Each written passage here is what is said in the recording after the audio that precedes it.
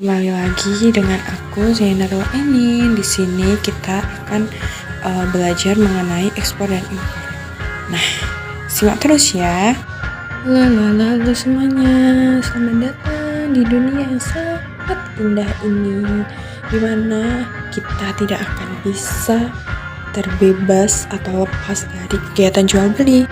Siapa di sini yang suka belanja online? Ayo angkat tangan. Kalian pasti sadar kan kalau ada beberapa barang itu yang diproduksi langsung dari luar negeri. Oleh karena itu, mereka harus membeli barang-barangnya terlebih dahulu, baru deh dikirim ke alamat rumah kalian.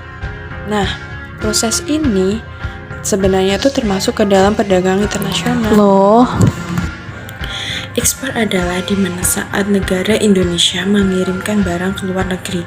Nah, jika suatu negara melakukan ekspor barang dan jasa ke negara lain, maka ia harus memproduksi barang dan jasa melebihi jumlah produksi yang diperlukan di dalam negeri. Dengan demikian, tingkat jumlah produk atau barang dan jasa yang dihasilkan oleh suatu negara, maka hal ini juga akan meningkatkan pendapatan nasional negara tersebut.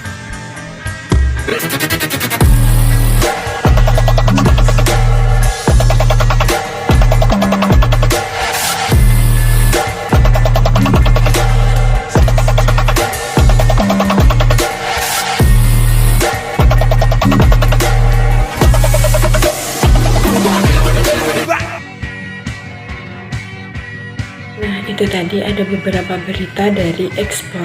Untuk selanjutnya, untuk melakukan ekspor sebenarnya ada kebijakannya loh. Simak terus ya.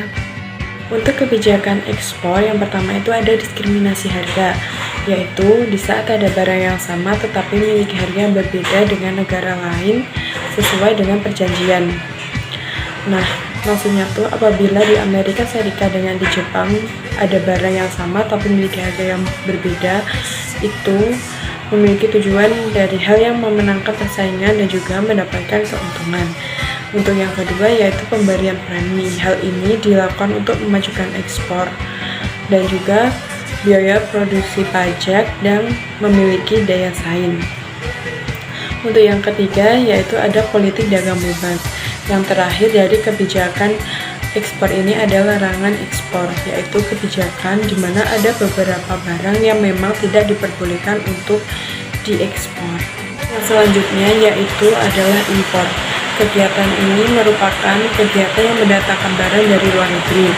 Dalam analisis makroekonomi diasumsikan bahwa faktor yang mempengaruhi besar kecilnya pembelian barang suatu negara adalah kemampuan membayar atau daya beli negara tersebut terhadap barang impor. Makin tinggi kemampuan membayarnya, makin tinggi pula impor yang dapat dilakukannya. Karena tinggi rendahnya daya beli suatu negara dipengaruhi oleh tingkat pendapatan nasionalnya.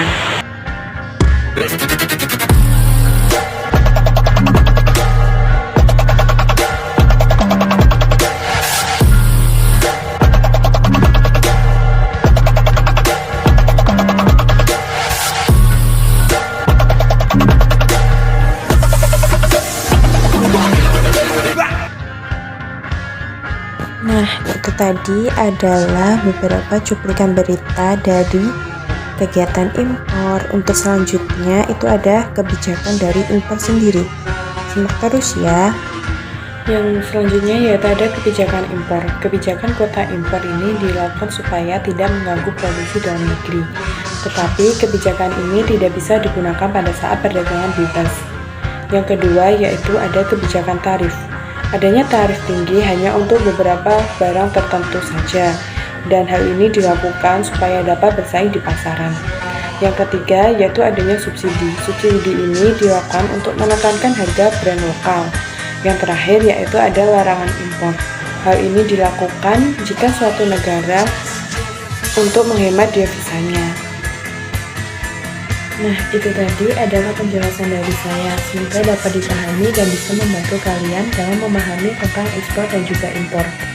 Sampai jumpa semuanya. Wassalamualaikum warahmatullahi wabarakatuh.